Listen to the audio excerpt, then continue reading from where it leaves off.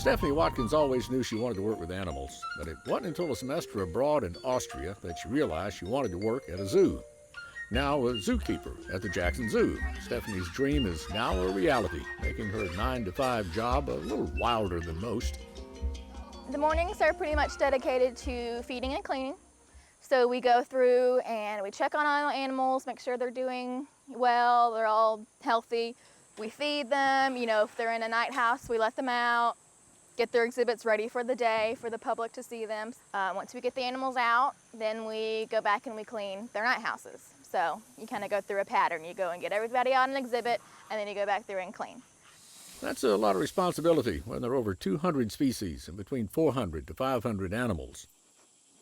I think a lot of people don't really realize exactly what it is we do. I think they probably think we just walk around and pet the animals and cuddle with them, and all we do is feed them. There's a lot of work that goes into it. There's a lot of watching their behaviors and medical and enrichment. Enrichment is huge, a huge part of the zookeeper's life. We give the animals something. Usually we try to mimic maybe something they would do in the wild, a wild behavior, like some of the primates forage, where they go around and hunt for different things, and so we'll spread things around their exhibit so they have to spend time picking through the grass and getting their food and that kind of stuff. Like today, I give them browse, which is what we call the leaves. This is some enrichment from yesterday. I gave them bamboo, so this is what we call as browse, dried up overnight.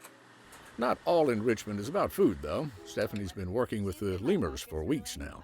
This is preliminary training, but the hope, once I get them all station trained, is to be able to then train for behaviors that would enhance the ability to do veterinary exams without having to stress them out and catch them and net them and all that kind of stuff.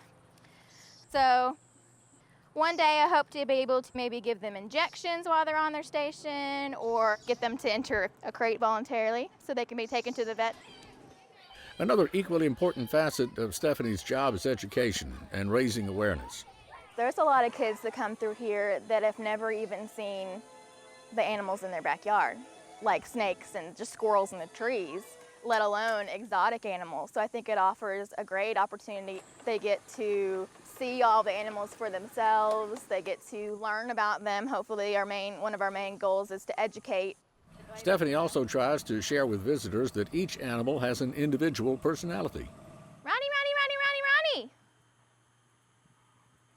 Handsome boy! Come here! Ronnie!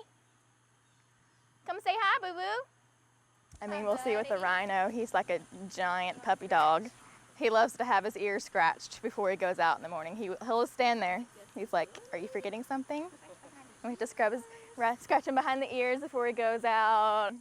Our female lemur, you'll see she has quite the attitude. If you don't give her her food fast enough, she will let you know. I want you to pick up your station. Excuse you. Rude. They all have personalities, even the smallest duck. And then after lunch is usually dedicated to making our diets for the next day. The food, we prepare the food ourselves. Oh, that's for me. Go ahead. What is your location? I'm at the Red Wolf exhibit. Copy that. I'm going to swing by that way and meet you a second. We feed them a mixture of just regular dog food and a meat product that we get especially made for zoo carnivores. It comes in a 5-pound sleeve, so they got 1 1/4, so it's about 6.5 pounds or so split between the two of them.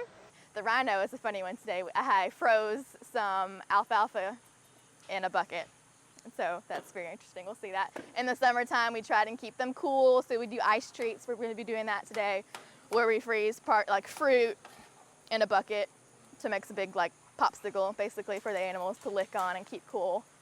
But Stephanie doesn't see herself as just the animal's caretaker. The way I view it is I'm kind of their advocate.